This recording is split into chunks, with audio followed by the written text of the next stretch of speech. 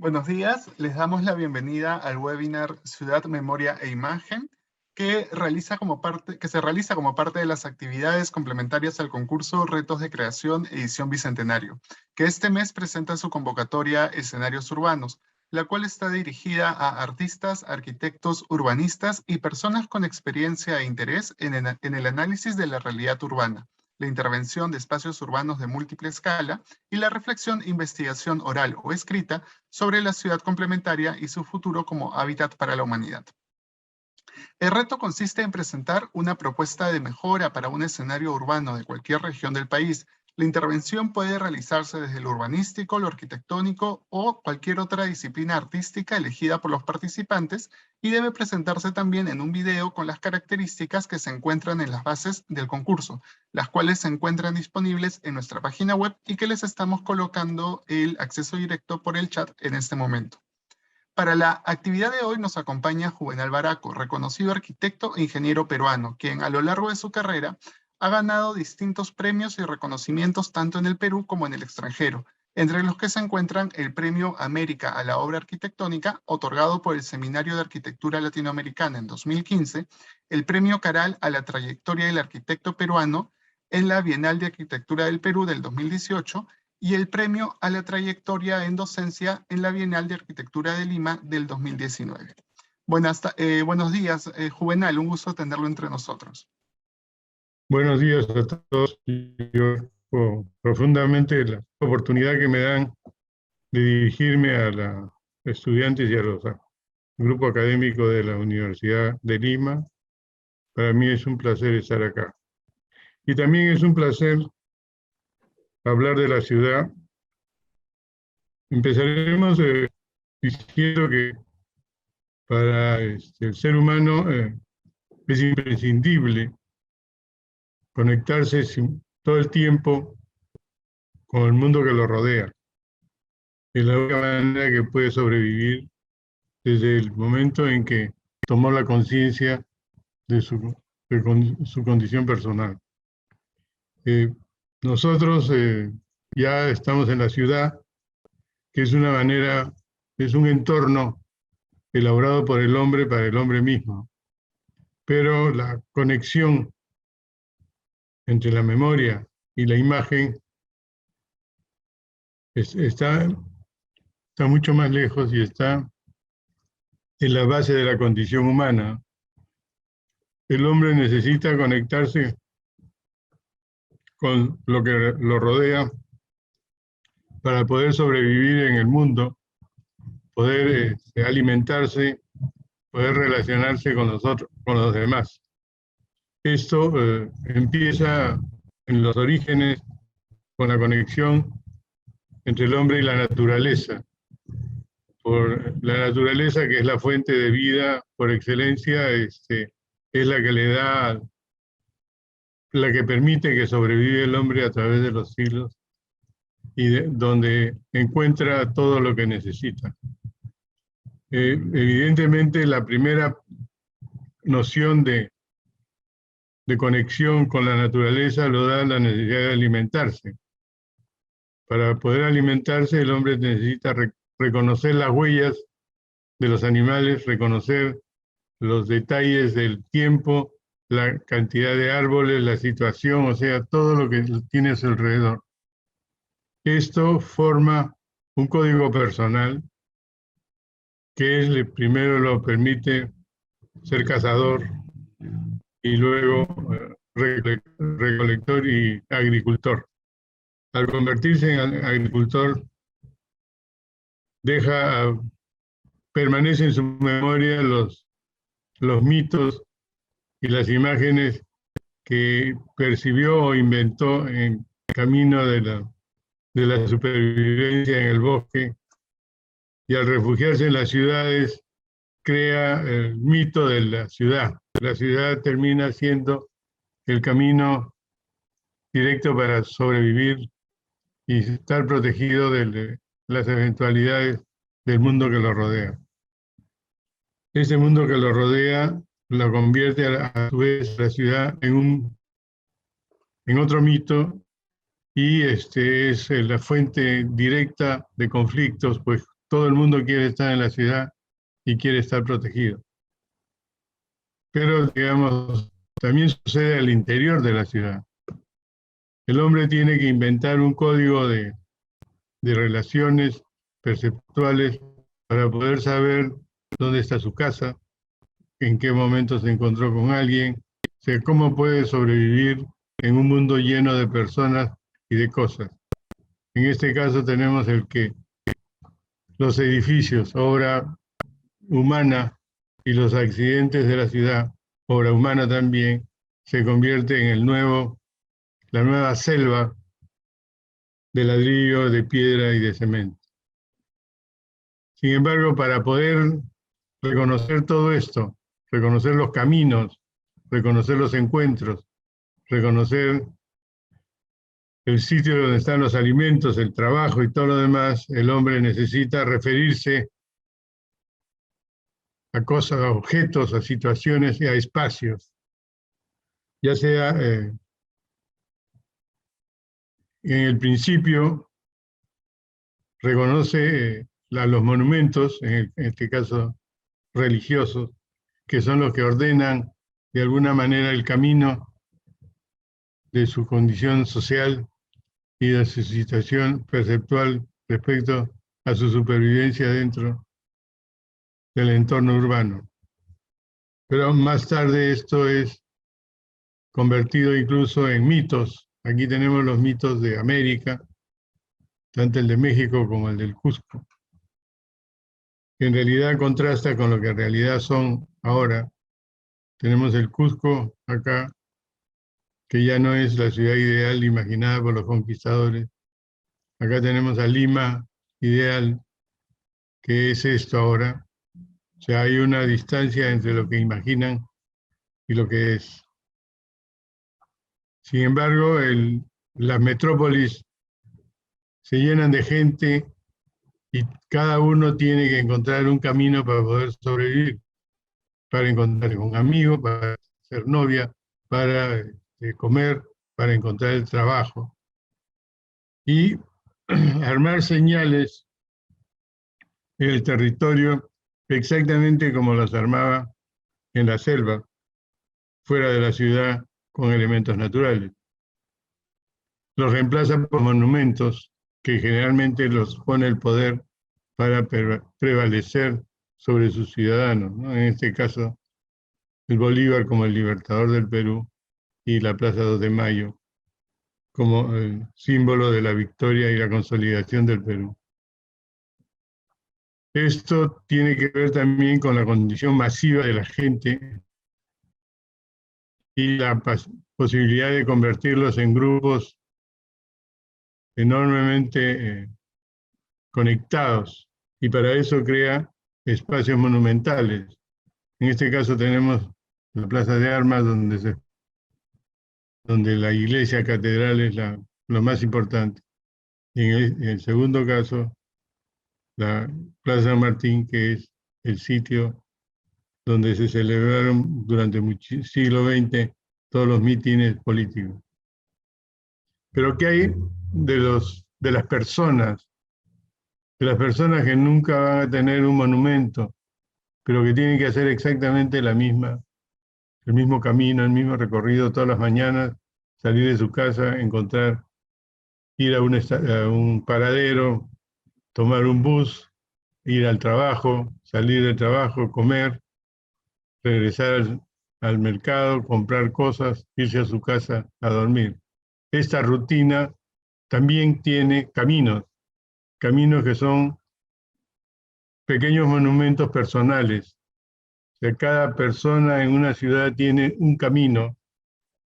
Por eso se dice que no hay una ciudad, hay tantas ciudades como personas. O sea, en el caso de Lima habrían 10 millones de ciudades, pues lo que cada uno interpreta la ciudad a su manera. Por eso es que pasan los años y muchas veces desconocemos otros pedazos de la ciudad, sobre todo en espacios como el de Lima, que es de 10 millones de habitantes. Alguna vez calculamos que la máxima cantidad de personas que puede una un ciudadano percibir como grupo es alrededor de 500.000. Aparte de ese 500.000, hay 9,5 millones que desconocemos y que cada vez por casualidad o por necesidad tenemos que ir a una parte que no conocemos. Nos sorprendemos de la gente, nos sorprendemos del espacio, nos sorprendemos de los edificios. En fin, es un país diferente al que nosotros conocemos. A fines de los años 80, comienzo de los 90, decidimos hacer un ejercicio que incluya eso y lo llamamos monumentos banales. Repartimos el trabajo entre los chicos del taller y cada alumno se puso a estudiar dentro de la ciudad qué pequeños accidentes suceden, qué zonas pueden ser monumentalizadas para cierto sector de la gente. En el primer caso, alguien descubrió que este balcón sobre Barranco era el sitio donde los estudiantes haraganes se corrían del colegio, ¿no? Y aquí iba la policía a buscarlos y a regresarlos al colegio. Entonces, el símbolo que se puso es el prohibido de los estudiantes. En el segundo caso, se trataba de la conocida calle de gente rica, Dazo, que es un sitio de convergencia de gente, de adolescentes maduros y que es cara. Entonces el monumento que se escogió fue una especie de trituradora de tarjetas de dinero, puesto que ahí todo el mundo va a gastar su plata. Este es un sitio de clase media, es una esquina donde se comen los mejores anticuchos del INSE. Y entonces el monumento de este sitio fue una caja registradora con anticuchos. Este es la periferia del centro de Lima, en Alfonso Ugarte. Este es lo que se llamó el Sexto, que era una prisión temporal para maleantes, y hubo una situación durísima en términos sangrientos, una rebelión interna, y toda la ciudad vio a través de la televisión de manera como se mataban entre ellos los prisioneros con esta pieza de metal que se llama verduguillo, que consiste en simplemente un pedazo de fierro muy oxidado que si te corta te da una infección que te mueres. Este es un lugar miraflorino que ha sido materia últimamente de transformación. Esta es una foto de los años 90 y es la calle Las Pisas, con sus dos elementos representativos, la Torre de Pisa y el famoso mantel rojo y blanco. Acá tenemos otros monumentos banales. La plazuela del Viejo, la plazuela de la Muerte, que queda en el RIMAC, perdón, en la entrada del cementerio, y que fue la portada la portada de guía donde entró las fuerzas de Piérola para tratar de derrocar a Cáceres. Y la parte de abajo es el recuerdo del fantasma del tranvía, que durante muchísimos años trajo a toda la gente al Parque de Barranco. Acá tenemos otro monumento que es la esquina de la farmacia más importante de Barranco, situada exactamente en el cruce del camino longitudinal con la bajada de los pescadores indígenas que venían de Surco.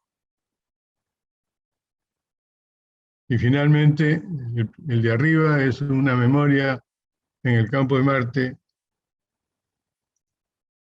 cuando fue hipódromo, y el más divertido el de abajo, que es la memoria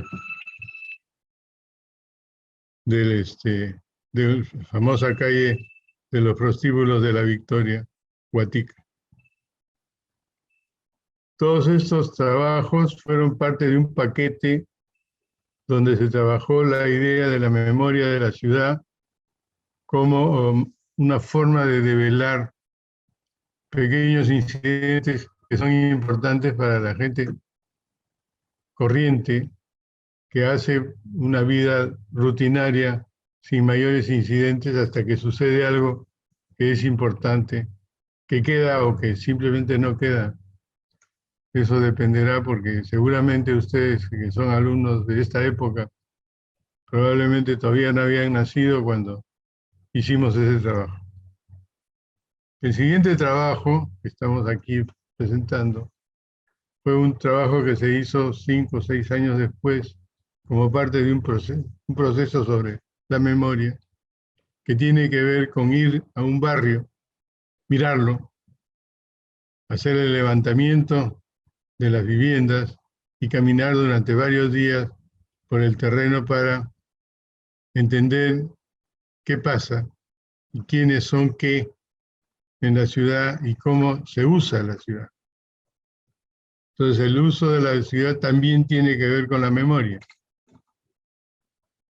Acá tenemos todo un trabajo para definir exactamente ese uso. Y lo más importante es verificar y, digamos, magnificar los desplazamientos en función de su densidad y su uso, lo cual determina centros que no necesariamente son determinados por los sistemas de medición técnicos que hace el funcionalismo. Acá tenemos justamente el análisis de las dinámicas del sitio, identificando cuáles son los centros reales del barrio. Esto es en Breña, en la periferia del centro histórico. Como producto de esto se encuentran las tipologías de las viviendas que hay en los alrededores y además se empiezan a observar usos curiosos de la ciudad no contemplados en ningún tipo de estudio técnico, sino si es que no hay una visión más, digamos,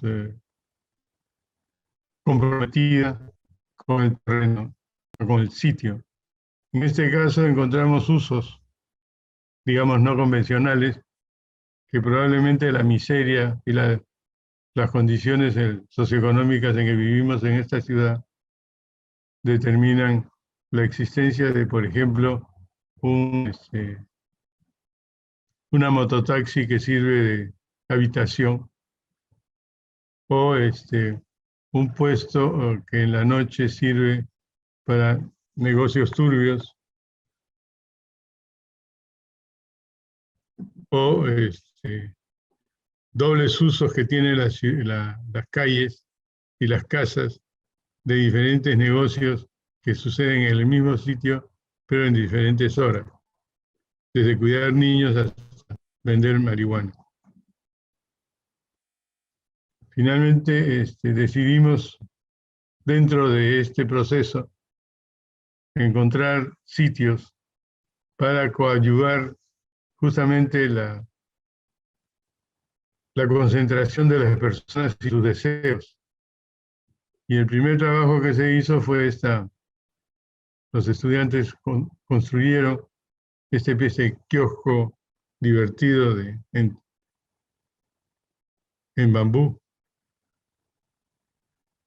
que se convirtió en una mezcla de varias cosas, juegos de niños,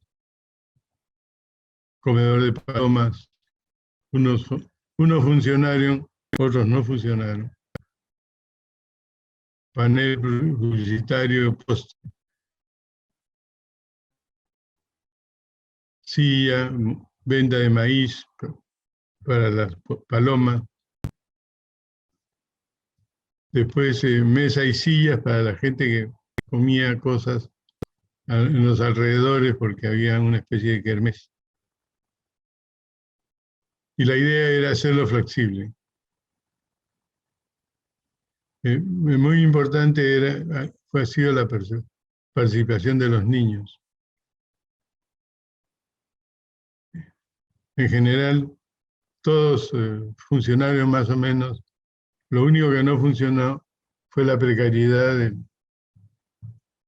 de la construcción misma, porque siendo una cosa hecha prácticamente casi sin gastar dinero y resolviendo los nudos de una manera precaria, no resistió mucho la manipulación de los usuarios. Este es otro caso en que alguien descubrió que una buena cantidad de los vagos del barrio se juntaban para leer el periódico en una esquina de un barrio, de la bodega del barrio, y decidieron hacer con tubos de Eternit y un par de lonas un sitio directamente para que lean el periódico. Este fue un éxito, porque el dueño de la esquina, el vendedor de la bodega, descubrió que así podía tener mayor concurrencia y lo mantuvo, y duró mucho tiempo, gracias a que el dueño de la bodega se ocupó de él. Acá se hizo en una esquina una especie de señalización múltiple con juegos también. Pero el problema fue que no existía un usuario específico, sino simplemente estaban puestos en la calle, que al comienzo lo usaron bien, pero ante la no existencia de alguien que se ocupe de él, rápidamente dejó de vivir. Este es otro sistema. Los estudiantes descubrieron que en una placita que había entre manzanas, había un estacionamiento que los vecinos lo usaban como cancha de fulbito los sábados en la mañana. Entonces se hizo un sitio para que después del fulbito tomaran cerveza y comieran pollo. Efectivamente sucedió eso. Acá lo vemos.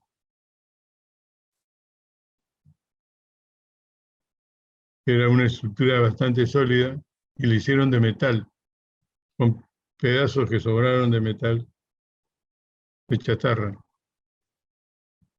Y bueno, vino el gran día, el sábado, jugaron fulbito y lo que pasó fue tragicómico, porque nadie se había dado cuenta que en una de las portones era de una ferretería que vendía chatarra, y simplemente cuando acabó el partido se tomaron las cervezas, comieron su pollo y simplemente salieron de los del negocio y se lo llevaron. Y ahí se acabó. Este es otro, es una mezcla también de parrilla y heladero, que tuvo también vida corta. Sin embargo, con estos trabajos ya habíamos estudiado o habíamos aprendido que la ciudad es manejada por sus habitantes de acuerdo a su condición perceptual y ciertos usos importantes que tienen que ver con la relación que hay entre las personas.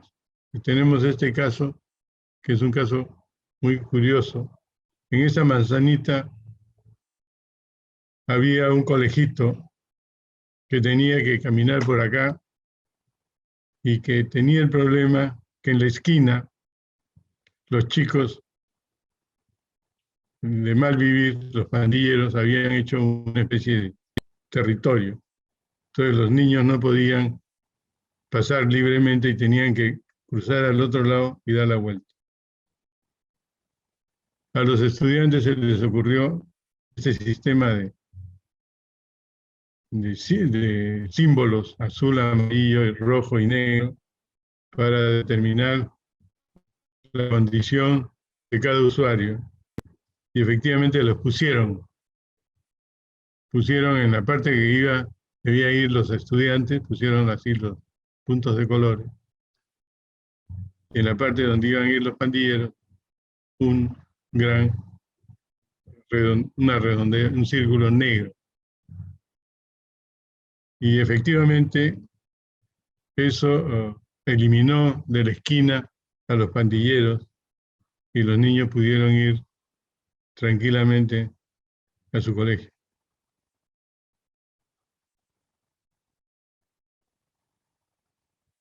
En este trabajo, era un sitio que quedaba frente a la salida de un mercado. Entonces había un problema porque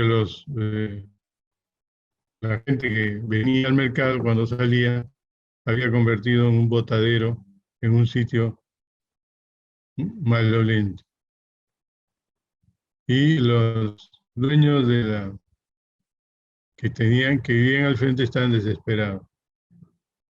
Lo que hicieron fue convertir el sitio en un oratorio y se convirtió en una esquina sagrada, con lo cual dejó de haber basura en la puerta de su casa y la basura se movió a un sitio más solitario.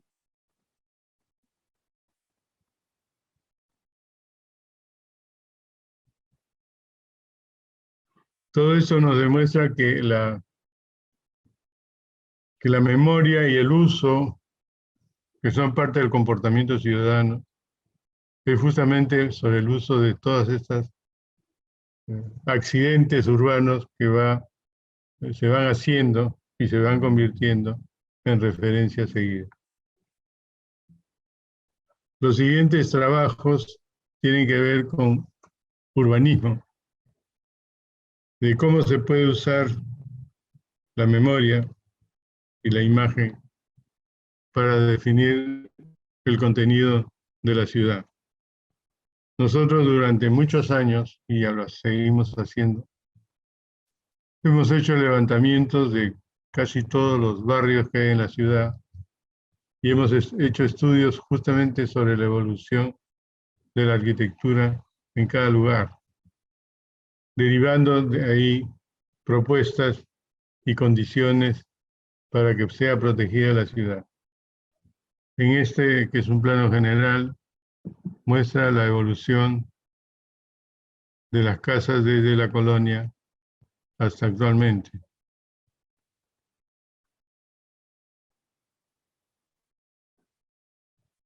Eso empieza por hacer un relevamiento completo, manzana por manzana, de plantas, corte y elevación.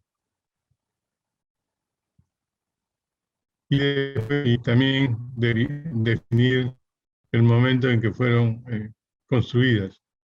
En el caso de la punta, que es el primer trabajo, se dio el caso que la punta fue hasta el siglo XIX un sitio en el cual estaba prohibido construir producto del terremoto y el maremoto consiguiente del año 1746. O sea que desde el 1746 hasta 1926, que se cerró a los españoles el fuerte del Real Felipe, aquí estuvo totalmente prohibido construir, y cuando a partir de fines de los años 80, se empezó a autorizar la construcción aquí, la compañía peruana de vapores era la dueña de ese terreno y lo fue vendiendo de a pocos. Y se dio la casualidad de que las casas en general fueron una mezcla de construcciones de distintos tiempos, con lo cual se pudo hacer el relevamiento y la evolución de la casa desde 1880 hasta nuestros días.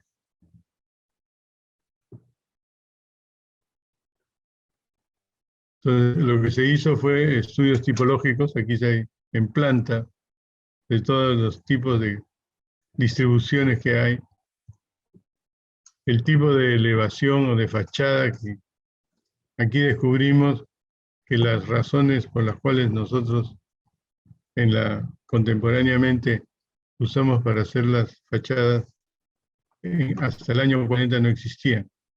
Lo que se exigía era simplemente un cálculo en términos de cuadrados y números y triángulos sagrados para definir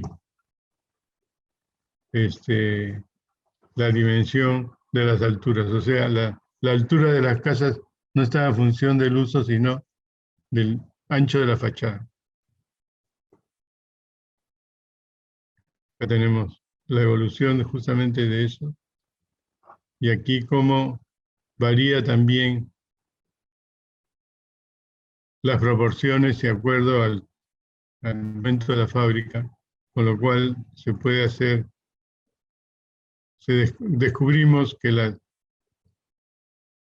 evolución de la vivienda o de la forma de la vivienda hasta el año 40 se basó simplemente en unas plantas de cierto lenguaje a la cual se le adosaban distintos tipos de fachada. Y acá tenemos cómo subían las casas. Simplemente la misma casa podía tener 3 o 4 fachadas diferentes. Y de hecho las había. Finalmente, esta es la evolución desde 1900 hasta 1970. Y más, porque sigue siendo igual. Con lo cual se puede reconstruir perfectamente el plan general de todas las construcciones hechas en la punta. Ese mismo criterio se usó, por ejemplo, para el caso de Barranco. En Barranco se ubicó en donde se ven los puntos, distintas historias que están en libros que han escrito varios autores, uno de ellos es Martín Adán, que relatan cosas que suceden en los puntos que están ahí ubicados.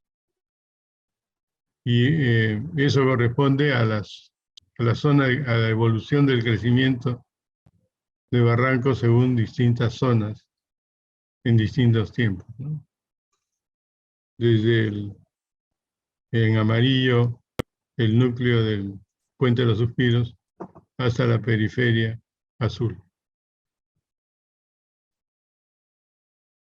Y de nuevo se aplicó el criterio de hacer el estudio tipológico según las zonas. Aquí fue más homogéneo.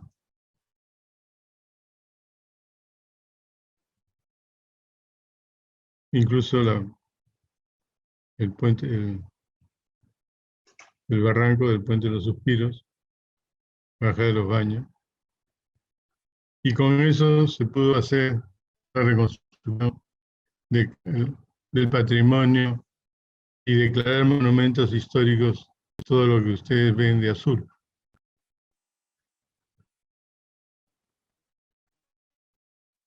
Y además definir la zona, los ambientes históricos monumentales de Barranco, que es lo que en ese momento tiene vigencia. Eso lo hizo el taller con relevamientos a partir del año 80. Esto mismo se hizo en el Callao. Callao tiene la particularidad de que renace en el año 1826, que es el momento en que sale Rodil del Real Felipe y los comerciantes recuperan la orilla del mar, puesto que estaba prohibido construir cosas en la orilla del mar debido a los destrozos que sucedieron. El maremoto de 1746. Este maremoto barrió con todo y todo el mundo tuvo que ir a vivir a Bellavista. En 1826 sale Rodil y se da licencia o se da permiso de construir a todos los comerciantes que tenían que ver con el comercio, que tenía que ver con el comercio del puerto del Callao. El resultado es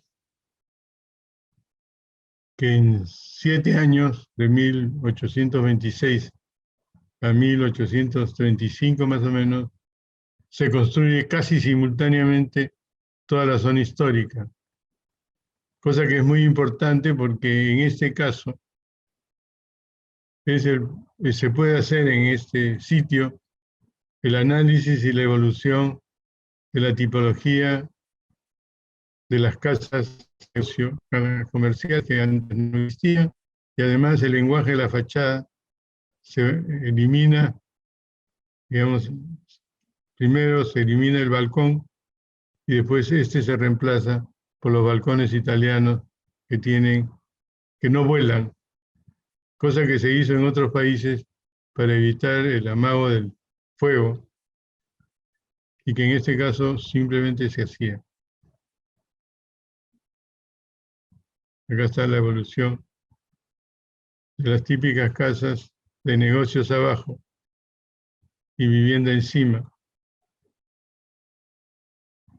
Las casas unifamiliares y las multifamiliares.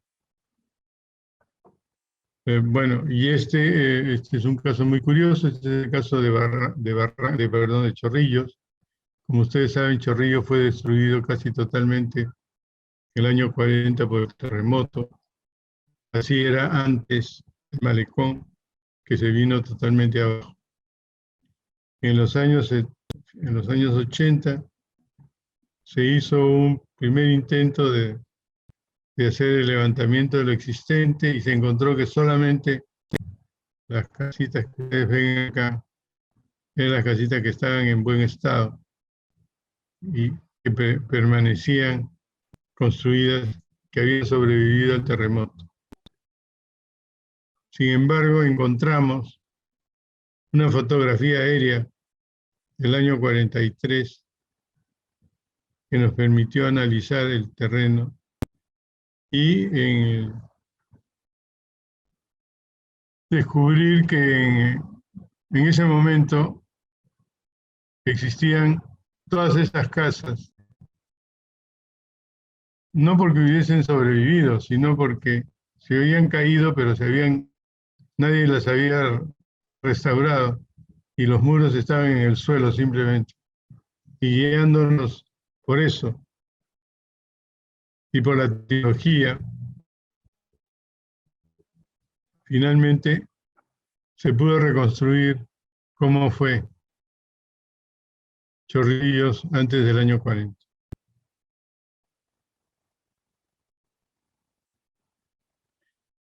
Ahora voy a presentar algunos trabajos hechos por mí, que casi todos son intentos frustrados, pero que se basaron un poco en las mismas condiciones, o sea, cómo recuperar la imagen y la memoria, sobre todo, de la ciudad.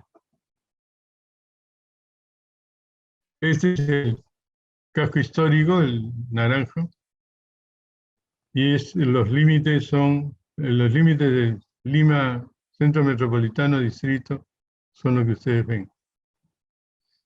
En una esquina, que es la esquina sur, donde están los parques, existe este territorio el cual fue motivo de un trabajo, de una propuesta. Resultó que tuve un encuentro casual con el alcalde Orrego en los años 80, y a partir de esa conversación y las sucesivas, empezamos a definir algunos trabajos justamente para eh, determinar qué podríamos hacer por el centro de Lima. La primera conversación que tuvimos es que no era posible ponerse a restaurar toda la ciudad, no solamente porque no había dinero para todo eso, sino que además tenía problemas muy graves en la periferia. La Plaza Grau era la segunda plaza más congestionada del mundo y competía con una en Bangkok con 12.500 vehículos por hora, lo cual así creaba un nudo que no permitía la conexión del eje vía expresa, Puente Caquetá y Panamericana Norte, porque justamente no había manera de cruzar por Paseo Colón y dar la vuelta e ir por Alfonso Ugarte hasta el fondo. Esa solución no estaba dada justamente por el problema del nudo de la Plaza Grau. Después de sucesivas conversaciones y con la participación de un experto inglés en tránsito, llegué a la conclusión que la manera de mejorar el centro de Lima no era intervenir directamente en el centro, sino trabajar en la periferia de tal manera de liberar el peso de la vialidad metropolitana al centro de Lima, descongestionándolo y haciendo más viable su permanencia. Entonces les propuse a la alcaldía un plan en el cual se resolvía el tránsito de la Plaza Grau doblando 400 metros antes en la avenida 28 de Julio y entrando por Guzmán Blanco con una vía subterránea de 400 metros también para que entre directamente a la avenida Alfonso Ugarte, con lo cual se liberaba todo el núcleo de la Plaza Grau ya como parte del centro histórico. Y además, para evitar demoliciones y complementar en el uso del centro histórico, propuse crear un triángulo conectado de los tres parques: Campo de Marte, Parque de la Reserva y el Parque de la Exposición, unidos todos por un gran centro cívico, cultural, y que se resolvía mediante el uso de una gran plaza que era un sitio para concentrar ahí todo el sistema de microbuses que en ese momento inundaba el centro histórico, de tal forma que se convirtiese en el gran centro de transferencia del centro histórico, conectado con dos terminales terrestres provinciales, los verdes, a los lados, y al centro, en el cruce con la avenida Arequipa, la gran estación central del sistema de metro, que en ese momento tenía ya un trazado preliminar. La posición del metro ha seguido exactamente, a pesar de que primero lo hicieron por otro lado, por la existencia del terminal ahora de Metropolitano. Ahora va a seguir siendo, sí, se va al centro de los metros porque ahí se va a cruzar la línea 2 con la línea 3. Y además esto, convertido ya en lo que se llama un distrito de planeamiento, planteaba la remodelación de los ejes de la avenida Arequipa, convertido en eje comercial y de turismo para vincular Lima con Miraflores, y otro eje comercial, para conectar Lima con La Victoria. Además se creaba un centro administrativo del Estado alrededor del Palacio de Justicia, conectado con el centro cívico. Y alrededor se conectaban los 3 parques, uno dedicado al Parque de la Exposición, que era de exposición, o sea, fue la primera vez que se propuso el Museo de Lima, donde es ahora exactamente lo mismo, y además se propuso el reuso del Museo de Arte tal cual es ahora, y 2 museos más, un museo de arte contemporáneo y un museo de arte metropolitano. Y en el centro, se mantenía el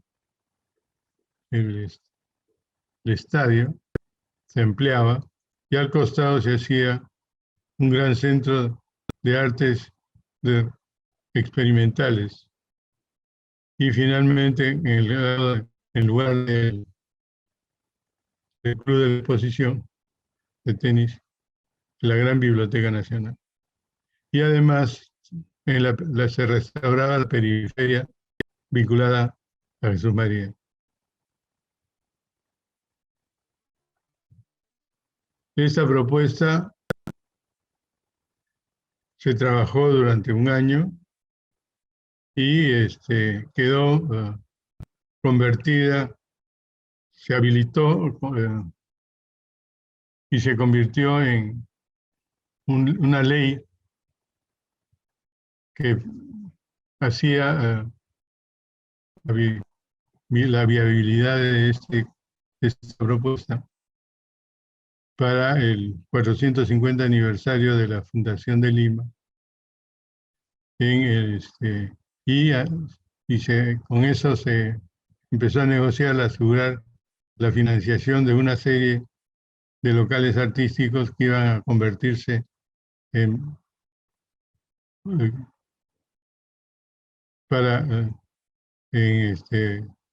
objetos de la donación de países interesados en ese efecto. Desgraciadamente, llegó la época electoral y como probablemente una propuesta de esta naturaleza construida hubiese convertido al alcalde Orrego en un candidato de fuerza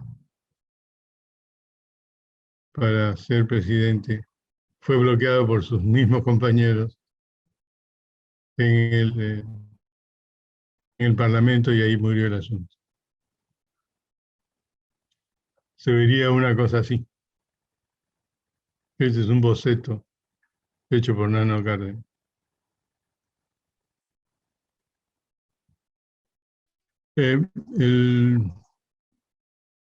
La gente vinculada alrededor del doctor Castañeda nos llamó para que hiciéramos una propuesta para renovación del centro histórico de la ciudad en el año 2005. De nuevo empezamos a trabajar y armamos una serie de teorías críticas en la cual tenía que ver el tipo de ciudades que es el centro cívico, el centro histórico, y cómo se podía rehabilitar sin tener que reconstruir todo. O sea, el problema de vivienda es un problema que tiene que ver con gente de muy bajo nivel de ingresos, puesto que los más pobres de Lima probablemente viven ahí y viven justamente de los favores que genera, favores urbanos que genera el mismo centro histórico, porque no tienen dinero para hacer una invasión y vivir en la periferia. El centro histórico además era un sitio excepcional de espacios monumentales y esa adecuación y renovación era importante para al Perú como institución, puesto que el centro histórico significa el gobierno del Perú. Ahí está todo aquello que es importante para la idea de la República. Entonces propusimos todo un proyecto de evolución de la propuesta, que tenía que ver con la revitalización. Y en realidad lo que propusimos es primero la peatonalización total de la ciudad, del centro histórico, y la creación de un sistema de 3 líneas de tranvía, como el que se ve en la esquina inferior, que conectaba un sistema de estacionamientos que son en color naranja y que permitían llegar a cualquier sitio del centro histórico caminando 2 cuadras. A partir de esas 4 estaciones. Y esto creaba un sistema de cruz de circuitos turísticos y de zonas de saneamiento social y artesanos. Y finalmente un plan de arborización que parcialmente se ha cumplido. Para la construcción de las viviendas encontramos en nuestros archivos un análisis, tanto que veníamos, hicimos un análisis de las propuestas que era posible hacer en el centro histórico y en todo el centro en general. Se proponían ciertas tipologías que tenían que ver con el sistema de patios, con el sistema de producción, con el sistema de lotización, que era muy importante puesto que en 400 años la última casa que se hizo en el centro histórico depende de la vivienda de la urbanización Tarapacá en el año 30. O sea que entre el año 1535 y 1930 se construyeron todas esas tipologías que en este momento se podían proponer cómo modificarlas y cómo construirlas. Y esta es otra propuesta que tiene que ver con algo muy importante que es el centro histórico, que es la Plaza de Armas. En conversaciones con el alcalde Orrego, el alcalde estaba muy interesado, muy motivado en encontrar una fórmula para poder restaurar la escala de la Plaza de Armas, porque si ustedes no saben, la Plaza de Armas fue reconstruida totalmente, todos sus edificios, excepto la catedral, en los años 30. Y una de las modificaciones más importantes que se hizo fue justamente eliminar los portales existentes y hacerlos retroceder 5 metros para construir los actuales edificios amarillos que ustedes conocen. para mí fue una sorpresa al encontrar planos anteriores al año 30, en el cual el plano, el frente de cada lado de la plaza estaba pues adelantado de 5 y 7 metros. Además me enteré que el portal original era de piedra y que esas piedras, no sé si estarán todavía, estaban en el depósito municipal. Entonces lo que le propuse yo al alcalde fue restaurar el empedrado original de Castilla del año 1860, que tenía este dibujo, que era un empedrado oscuro y que tenía al centro la pila con vegetación y árboles menudos alrededor. O sea, pasar de lo que ustedes ven arriba a lo que originalmente era abajo. Como no se puede tumbar o demoler las existentes, pues no sería absurdo. Lo que sí se puede es construir delante los balcones anteriores, de tal manera que el zócalo existente recobre la escala original que tuvo la plaza. Este es el trazado original de 1860. Y esa es la propuesta que finalmente hice. Ya era el final de ese gobierno y ya hubieron problemas y no se pudo tomar esa decisión. Después el alcalde Andrade hizo otras cosas que son lo que se ven ahora con las palmeras y todo lo demás. Lo que sí pude conseguir fue peatonalizar el Jirón de la Unión. Yo estaba muy contento porque eso me podría haber, me interesaba participar en ese trabajo. Ante mis sorpresas, decidieron dárselo a alguien que tuviera más experiencia que yo y perdí el trabajo.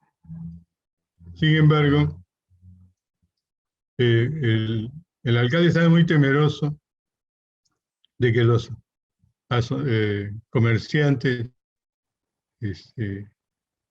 perdieran público, cosa que no fue así, y que permitió después, años después, que se quede peatonal en Barranco.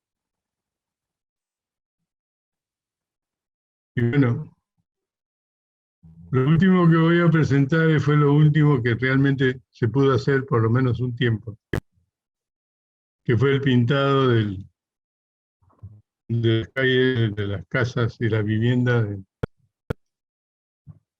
del centro histórico. Un año antes de acabar su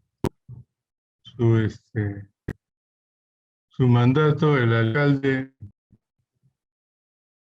Frijolito estaba muy preocupado, porque habían pasado 3 o 4 años y lo único que había hecho su grupo de arquitectos correligionarios que subieron a la alcaldía, a la administración de la alcaldía con él, lo único que habían hecho es la piedra de Taulichusco, pero no se veía en el centro de la ciudad ninguna obra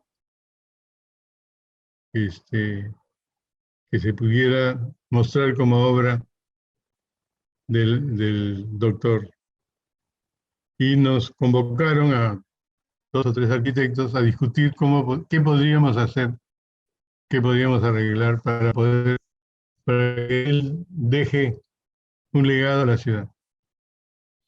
Y lo que surgió de esas conversaciones fue que la ciudad era un gris,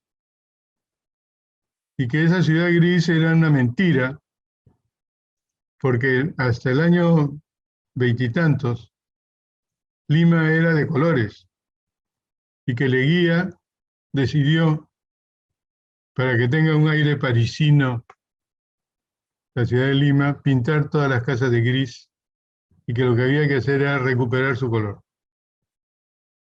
Además descubrimos que la Plaza Martín, por ejemplo, había sido hecha con una mezcla de cuarzo y cemento, y que ese revestimiento, producto de 50 o 60 años de raspado y pintado, había desaparecido totalmente, y lo que usaban era simplemente pintura gris. Y que la única manera de encontrar una fórmula para revitalizar la idea del color en la ciudad y hacerla parte del patrimonio era pintar los edificios más importantes. Y decidimos pintar, en este caso, la Plaza Martín, de rojo, cosa que formó un gran escándalo. Y después recuperamos el color original de todas las iglesias del centro histórico. Y salieron colores increíbles y volvió a tener un aire festivo a la ciudad. Esto fue motivo de un gran escándalo de discusiones. Después vino el siguiente alcalde, que era un alcalde aprista, puso a su esposa, que era mecanógrafa, a cargo de la comisión, y pintó todo de nuevo de gris. Sin embargo, quedó claro, y hasta ahora todo el mundo reconoce, que Lima es de colores y que no es no es por la laraca que uno pone el color en sus edificios. Lo que pasa es que tenemos un cielo, como ustedes ven, totalmente gris. Tenemos el caso de los colores de Barranco, que quedan muy bien y que han levantado ese centro histórico. ¿Qué es esto?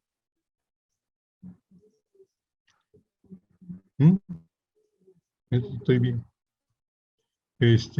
Bueno, el gran tema es qué podemos hacer para que las personas de la ciudad encuentren su camino. ¿Cómo podemos proveer de guías de referencia para que la gente entienda rápidamente su camino, no solamente canalizando sus rutinas, sino creando sus propios monumentos? Monumentos que a veces son tan elementales como, por ejemplo, un corazón con 2 flechas y dos nombres que explican un encuentro fortuito o un gran amor. Eso solo lo saben los enamorados. Pero la diferencia entre una ciudad hecha para los habitantes y no hecha ni para los visitantes, es no solamente una creación de belleza, sino darle fórmulas a la gente para que pueda hacerla y pueda orientarse y pueda sentirse bien. Esa es la diferencia entre ciertas ciudades y otras. Hay ciudades que son así muy claras y uno, a pesar de que sea el visitante, puede ir de un lado al otro. Y bueno, quiero terminar esto diciendo que esta es la nueva soledad urbana, la soledad de la mascarilla, que justamente ha interrumpido una función urbana por excelencia, que es la de comunicarse, y que espero que dure poco. Muchas gracias. Muchas gracias, Juvenal, por tu tiempo, por la exposición tan interesante que nos has ofrecido. De hecho, ha estado súper claro y creo que nos ha dado una mirada diferente de la ciudad y de nuestro entorno urbano. Si el público tiene preguntas, por favor puede dejarlas en el chat o en la zona de preguntas y respuestas para poder conversarlas con Juvenal en los minutitos que nos quedan. También aprovecho mientras escriben para recordarles que todas estas actividades son parte de retos de creación en la convocatoria Escenarios Urbanos, que está disponible hasta el 1 de noviembre. Recuerden que si desean participar pueden acceder a nuestra página web donde van a encontrar las bases del concurso. Les hemos dejado el link en este momento en el chat. Y también pueden escribirnos para, si es que tienen alguna duda o consulta relacionada a esta actividad u otras que vayamos a realizar. Del mismo modo, les recuerdo también que el día de mañana a las 7 de la noche vamos a realizar también por este medio un conversatorio sobre editoriales independientes titulado Aportes y desafíos en la escena literaria nacional. Pueden inscribirse. También es gratuito, empieza a las 7 de la noche del día de mañana. Entonces, bueno, si no, acá tengo una pregunta. Juvenal, nos dicen o nos consultan qué otros proyectos le hubiera gustado desarrollar, hablando en términos urbanos. Bueno, para mí era muy importante el primero que mostré, porque era la primera vez que se proponía la remodelación integral de un distrito de planeamiento que hubiese sacado del centro de la ciudad parte de los problemas que tenía, porque ponía una serie de instrumentos de servicio, edificios de servicio y de tránsito en la periferia como corresponde, y dejando ya, por ejemplo, ahora están proponiendo la peatonalización del centro. Eso solamente se puede hacer si es que existe justamente la manera de conectar tanto el centro, perdón, con el norte, el sur y el este y el oeste, fuera del centro.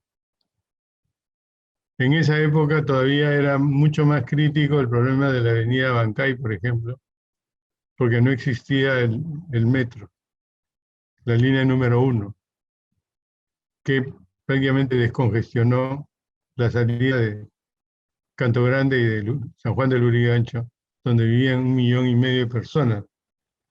Todas salían por la avenida Bancay, y la avenida Bancay era un despelote, ¿no? El problema de conectar sur y norte todavía sigue, porque no se ha resuelto finalmente, a pesar del paso del nivel en la avenida Grau. Sin embargo, ya la nueva biblioteca, el nuevo teatro, todo se ha mudado. Nosotros estamos proponiendo ahí cambiar la pista de desfile con un eje diagonal que uniera los dos parques, ¿no? El parque de la Reserva con el Campo de Marte, que ya eso es imposible. Sin embargo, el Parque de la Exposición más o menos ha aceptado nuestras propuestas, aunque todavía nadie ha pensado. En lugar del Museo de Arte Moderno, hicieron el teatro no el teatro, sino la concha acústica de la Cabaña.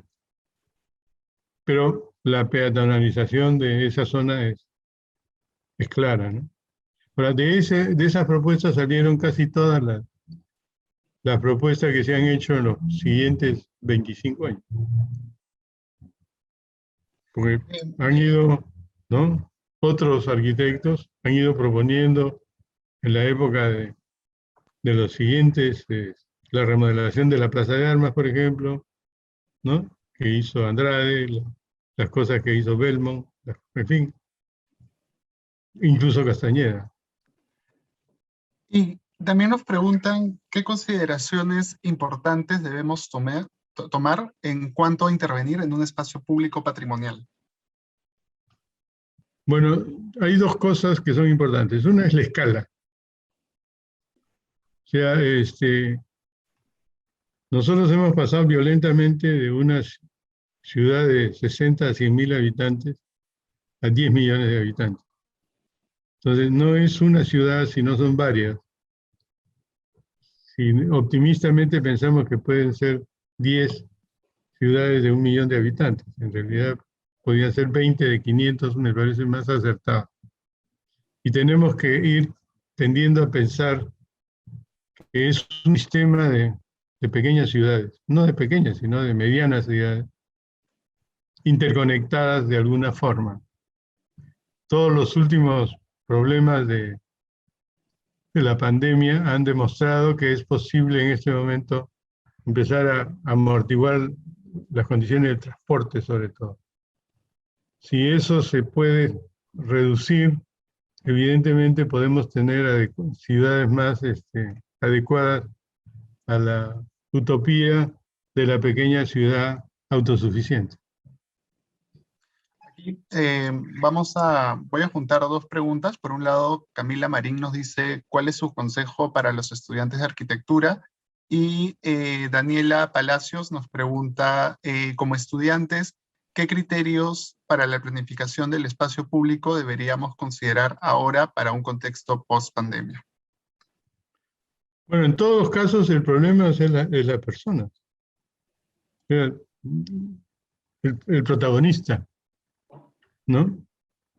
Yo me acuerdo de una vez hubo un concurso en Huancayo en que nos pedían hacer un centro cívico en Huancayo, junto a la catedral. Y todo el mundo conversaba que el problema a la hora de discutir el proyecto, nos dimos cuenta que el problema de Huancayo es que no tenía plaza de armas, porque era una ciudad que en realidad emergió ya en la República. Entonces la solución era simplemente no hacer nada y dejar que la plaza de armas se formase alrededor de la catedral. Y efectivamente le dieron el proyecto a alguien, pero nunca lo construyeron. Demolieron la manzanita que había para hacer el centro cultural y se dieron cuenta que de repente tenían plaza de armas. Y los huancaínos no dejaron más. Se olvidaron del centro cívico y pidieron su espacio, ¿no? Eso sucede todo el tiempo. Esa es una exageración, pero así sucede muchas veces, ¿no? Sí. Una última pregunta ya para terminar.